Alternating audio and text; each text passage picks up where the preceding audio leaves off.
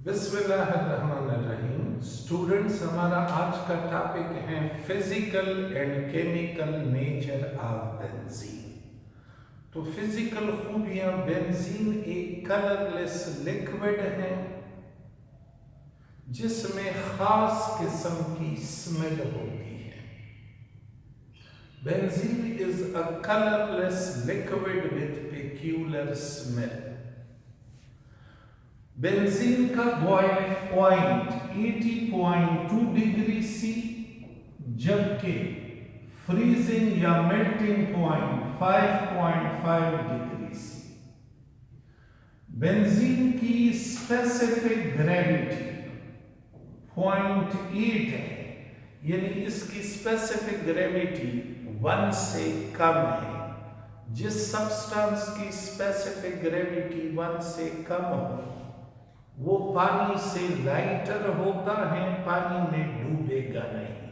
तो बेंजीन पानी से हल्का है, पानी में डूबता नहीं है, पानी के ऊपर फ्लोट करेगा। ये पानी में सॉल्युबल भी नहीं होता और खुद बतौर सॉल्वेंट यूज होता है।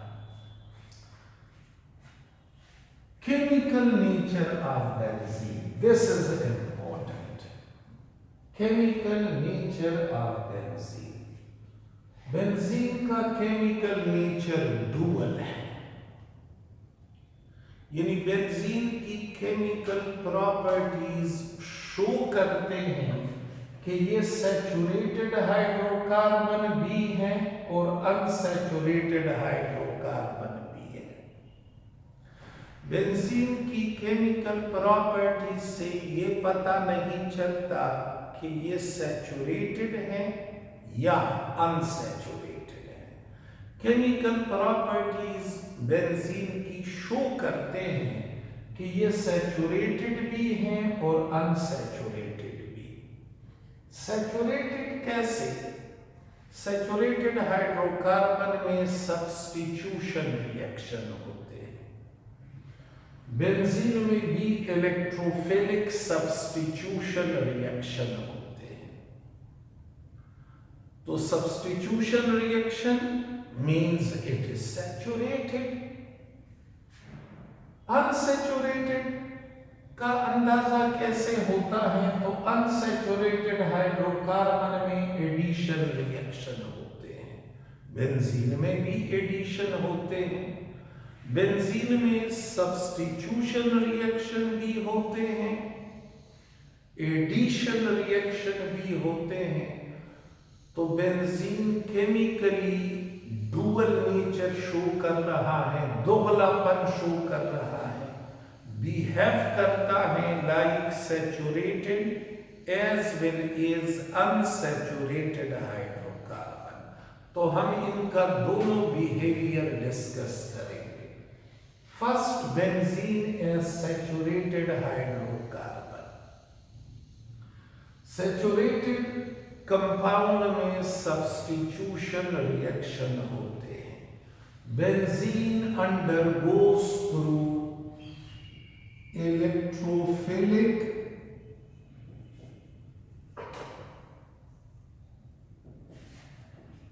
Substitution reaction.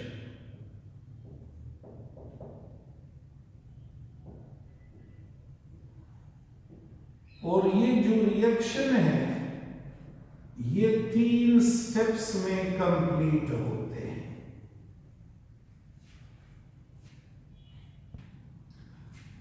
तो बेंजीन में इलेक्ट्रोफिलिक सब्स्टिट्यूशन रिएक्शंस होते हैं जो 3 स्टेप्स में कंप्लीट होते हैं। पहला step, formation of electrophile. E plus electrophile को रिप्रेजेंट करता है। दूसरा स्टेप, पहले स्टेप में इलेक्ट्रोफाइल बनता है E प्लस, इलेक्ट्रोफाइल कोई भी हो सकता है। दूसरा स्टेप है, ये इलेक्ट्रोफाइल जो बना ये अब अटैक करेगा, attack of E plus on benzene, benzene के ऊपर बेंजीन के किस हिस्से पे अटैक करेगा? पाई इलेक्ट्रॉन पे, और एक इंटरमीडिएट बनेगा, फॉर्मेशन ऑफ एन इंटरमीडिएट। उस इंटरमीडिएट को कहते हैं फिनोनियम आयन या sigma complex. Phenonium ion benzene ring पे पॉजिटिव चार्ज जब आ जाए तो उसे फिनोनियम आयन कहते हैं। अच्छा, ये जो फिनोनियम आयन है ये खुद नॉन एरोमेटिक है, लेकिन ये अच्छा खासा स्टेबल होता है, और स्टेबिलिटी की वजह है रेजोनेंस। और तीसरा स्टेप है, इस फिनोनियम आयन से H+ निकलेगा और कैटलिस्ट रीजनरेट होगा। ये 3 स्टेप्स। पहले स्टेप में इलेक्ट्रोफाइल बनता है, दूसरे स्टेप में इलेक्ट्रोफाइल बेंजीन रिंग पे अटैक करता है। बेंजीन रिंग के किस हिस्से पे अटैक होता है? पाई इलेक्ट्रॉन पे, और बेंजीन रिंग पे पॉजिटिव चार्ज आ जाता है। उस पॉजिटिवली चार्ज बेंजीन रिंग को फिनोनियम आयन या सिग्मा कॉम्प्लेक्स कहते हैं। ये फिनोनियम आयन एट सेल्फ एरोमेटिक नहीं होता, लेकिन स्टेबल होता है, और स्टेबिलिटी की वजह है रेजोनेंस। और तीसरे स्टेप में फिनोनियम आयन से H+ लास्ट हो जाता है, और साथ में कैटलिस्ट रीजनरेट होता है। अब आते हैं इलेक्ट्रोफिलिक सब्स्टिट्यूशन रिएक्शन की जाने।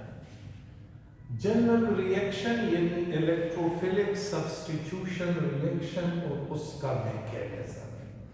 तो ये देखिए, बेंजीन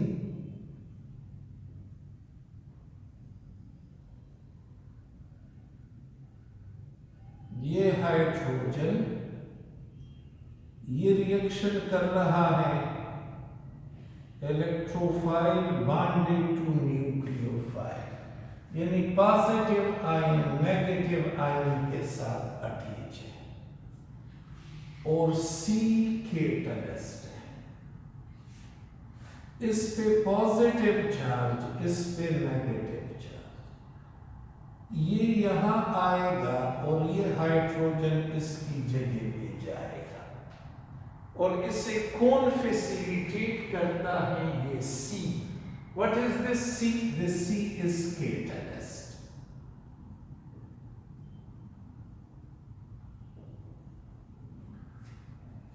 Of course, इसके लिए हीट की जरूरत होगी।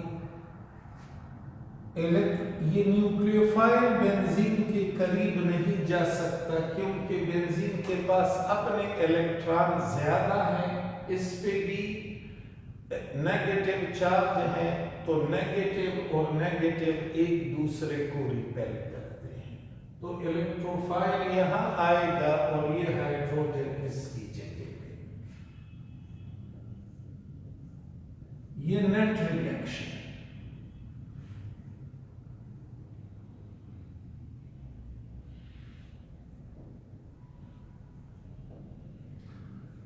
इलेक्ट्रोफाइल यहां आया और ये हाइड्रोजन इस इलेक्ट्रोफाइल की जगह पे चला गया, तो ये रिएक्शन कहलाएगा इलेक्ट्रोफिलिक सब्स्टिट्यूशन रिएक्शन।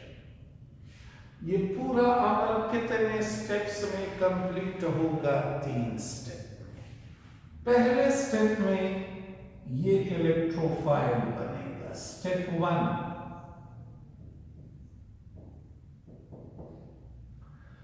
आपने इस रिएजेंट को लेना है। ये इलेक्ट्रोफाइल फिलहाल फ्री नहीं है, इस न्यूक्लियोफाइल ने इसे पकड़ रखा है। ये कैटलिस्ट इस न्यूक्लियोफाइल को अपनी जानिब खींचेगा और इस इलेक्ट्रोफाइल को आजाद करेगा।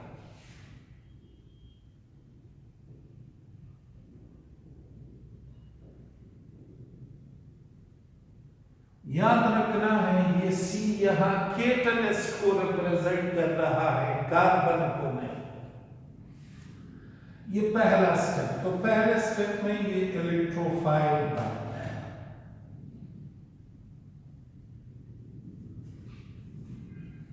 यानी इलेक्ट्रोफाइल आजाद हुआ। अब दूसरे स्टेप में वो जो मैंने लिखवाया था कि दूसरे स्टेप में इलेक्ट्रोफाइल बेंजीन पे अटैक करता है। ये बेंजीन के किस हिस्से पे अटैक करेगा? पाई इलेक्ट्रॉन पे। तो ये इस पाई इलेक्ट्रॉन पे अटैक करेगा और इन दो कार्बन में से किसी एक के साथ अटैच होगा। किसके साथ? मरकुरी का रूल के मुताबिक जिसके साथ हाइड्रोजन ज्यादा होंगे। इसके पास भी एक हाइड्रोजन, इसके पास भी एक हाइड्रोजन, तो किसी एक के साथ ये अटैच होगा।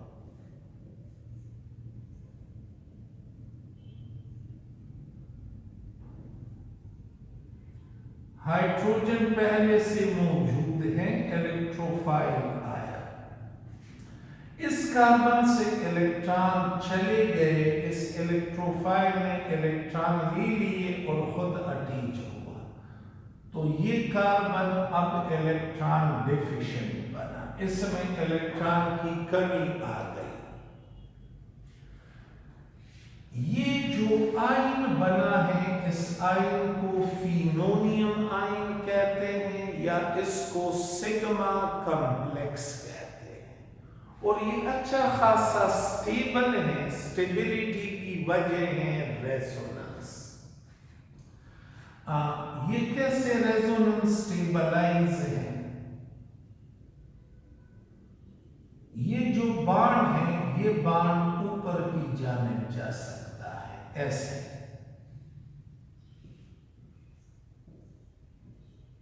ये बाण अपनी जगह पे, ये ऊपर चला गया। हाइड्रोजन और इलेक्ट्रोफाइल अपनी जगह पे, और इस कार्बन के पास इलेक्ट्रॉन आ गए, लेकिन इस कार्बन से इलेक्ट्रॉन चले गए, तो इस पे पॉजिटिव चार्ज। अब देखो एक और रेजोनेटिंग स्ट्रक्चर भी मुमकिन है अगर ये बॉन्ड यहां आ जाए, यहां ऐसे। ये बॉन्ड अपनी जगह पे, हाइड्रोजन और इलेक्ट्रोफाइल अपनी जगह पे, और ये बॉन्ड नीचे आया, तो इस पे पॉजिटिव चार्ज। नेक्स्ट, इलेक्ट्रॉन का डीलोकलाइज होना, यानी एक जगह से दूसरी जगह जाना, या चार्ज का डीलोकलाइज होना रेजोनेंस कहलाता है। तो ये फिनोनियम आयन स्टेबल हुआ, स्टेबिलिटी की वजह क्या बनी? रेजोनेंस। और तीसरे स्टेप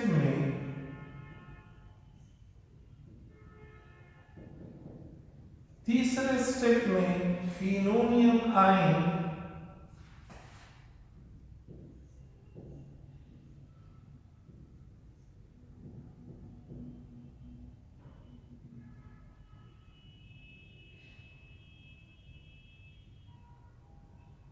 ये H प्लस लॉस करेगा। ये जो इलेक्ट्रॉन है ये यहां आएंगे और ये H प्लस बाहर निकलेगा।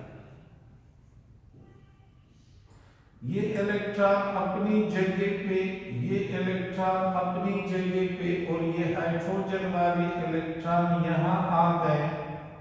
इलेक्ट्रोफाइल अटैच हुआ और हाइड्रोजन पॉजिटिव फॉर्म में निकल गया। ये देखो E प्लस अटैक कर रहा है और H प्लस को बाहर करवा रहा है, तो रिएक्शन कहलाएगा इलेक्ट्रोफिलिक सब्स्टिट्यूशन रिएक्शन। ये H प्लस अब इसके साथ मिलेगा, इसके साथ।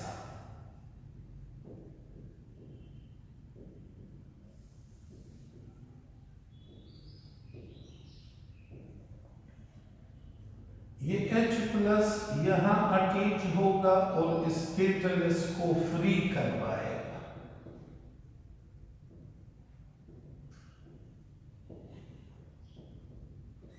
यू कैटलिस्ट रीजेनरेट होगा। तो इस रिएक्शन का नाम हुआ electrophilic substitution reaction.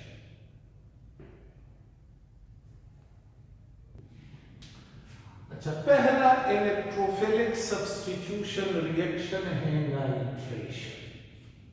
Nitration means replacement of hydrogen of benzene by nitro group NO2।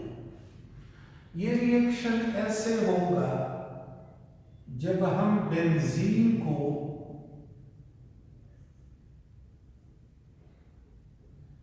Concentrated nitric acid के साथ सल्फ्यूरिक एसिड की मौजूदगी में हीट करेंगे। इस पे पॉजिटिव चार्ज, इस पे नेगेटिव चार्ज। तो ये नाइट्रोनियम आयन यहां जाएगा और ये H प्लस यहां आएगा।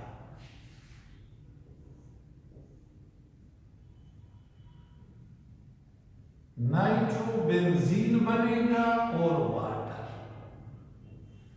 NO2 प्लस यहां आया और ये H प्लस इसके पास आया। हाँ, ये रिएक्शन कितने स्टेप्स में कंप्लीट होगा? 3 स्टेप्स में। ऐसे स्टेप 1 में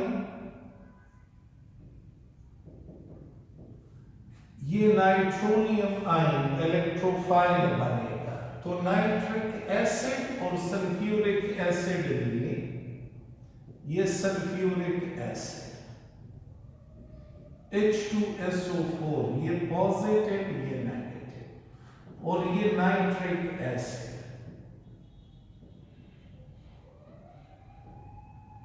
ये नेगेटिव और ये पॉजिटिव, HNO3 और H2SO4। इससे बना HSO4 नेगेटिव, H2O और NO2 positive, electrophile.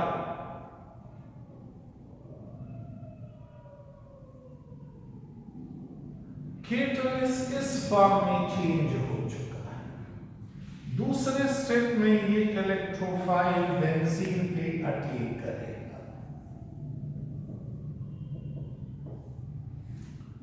NO2 plus और बेंजीन, ये बेंजीन के पाई इलेक्ट्रॉन पे अटैक करेगा और पाई इलेक्ट्रॉन लेके इन 2 कार्बन में से किसी एक के साथ अटैच होगा।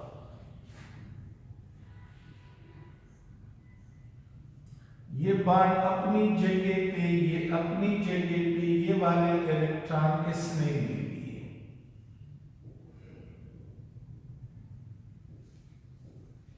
इस पे पॉजिटिव चार्ज।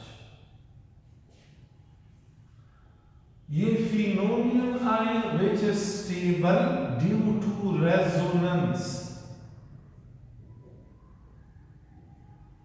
ये इसके resonating structures.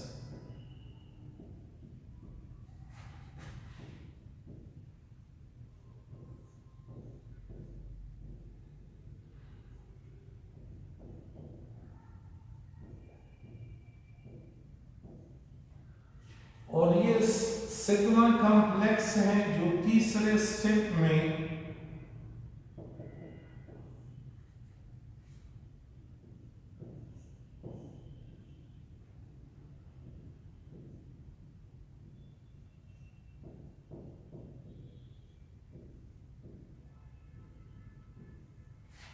H plus loss करेगा, हाइड्रोजन के ये इलेक्ट्रॉन यहां आएंगे, यहां पे ऐसे, और ये यहां से उड़ जाएगा, निकल जाएगा,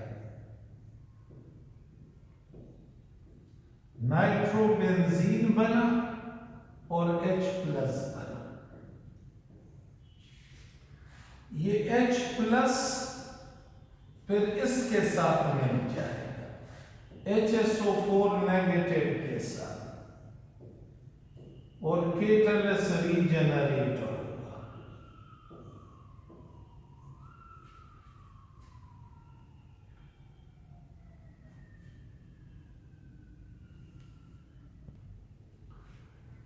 हेलोजिनेशन, हेलोजिनेशन मीन्स ये दूसरा इलेक्ट्रोफिलिक सब्स्टिट्यूशन रिएक्शन है, बिल्कुल नाइट्रेशन जैसा, replacement of hydrogen of benzene bye halogen. जब हम बेंजीन को हेलोजन लाइक्लोरीन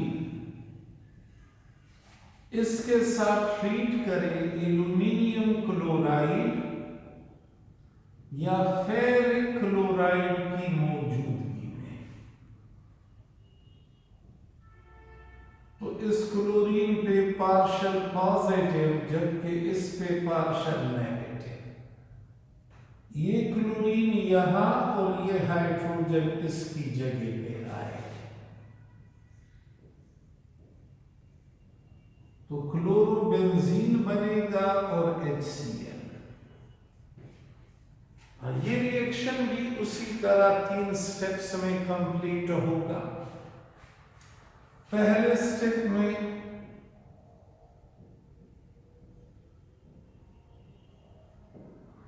ये क्लोरीन और ये केटलस ले लें,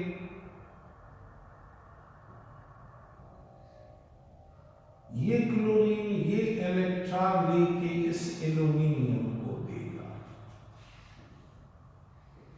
Cl प्लस बनेगा और AlCl4 माइनस, ये Cl माइनस इसके साथ अटैच होगा। ये पहला स्टेप। दूसरे स्टेप में Cl प्लस, अब इस Cl प्लस को कहोगे chloronium ion, positively charge ion है तो क्लोरोनियम, ये बेंजीन रिंग पे अटैक करेगा, इस पाई बॉन्ड पे अटैक करेगा और ये चीज बनेगी, इसे सिग्मा कॉम्प्लेक्स या फिनोनियम आयन कहते हैं, और ये स्टेबल होता है, स्टेबिलिटी की वजह है रेजोनेंस।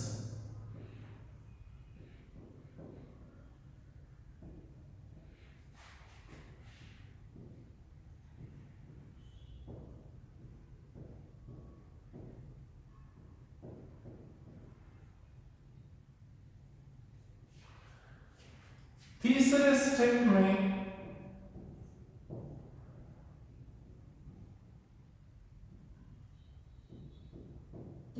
इस फिनोनियम आयन से H प्लस निकल जाएगा, हाइड्रोजन के ये इलेक्ट्रॉन यहां आएंगे,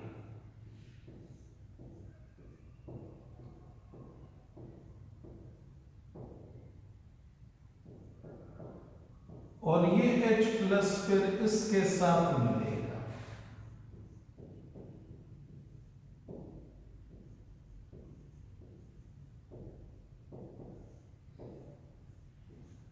HCl और AlCl3।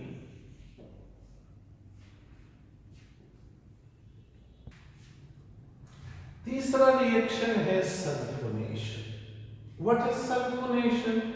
Replacement of hydrogen of benzene by sulphonic acid group. Sulphonic acid group कहते हैं SO3H को।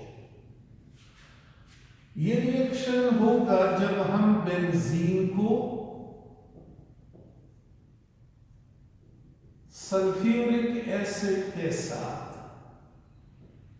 ये सल्फ्यूरिक एसिड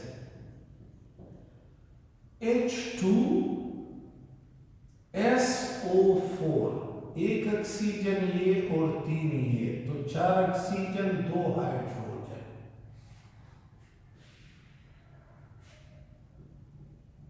इस पे पॉजिटिव, इस पे नेगेटिव चार्ज, ये यहां और ये यहां।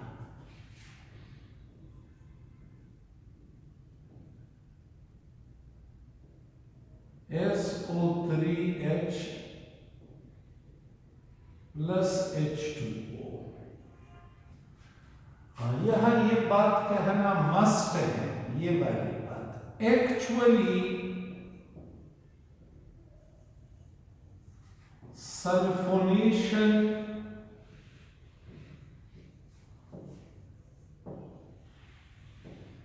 is carried out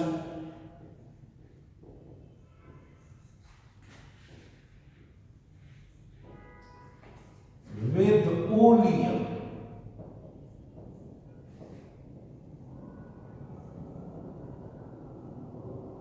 ओलियम कहते हैं फ्यूमिंग सल्फ्यूरिक एसिड, ऐसा सल्फ्यूरिक एसिड जिससे धुआं उठ रहा हो, फ्यूमिंग सल्फ्यूरिक एसिड।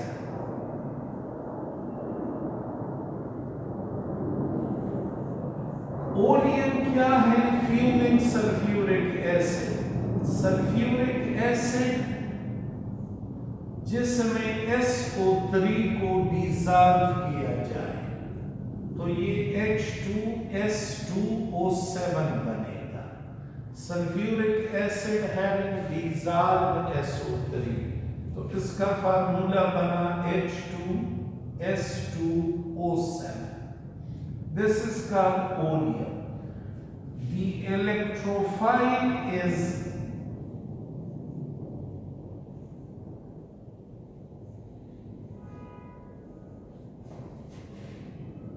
SO3।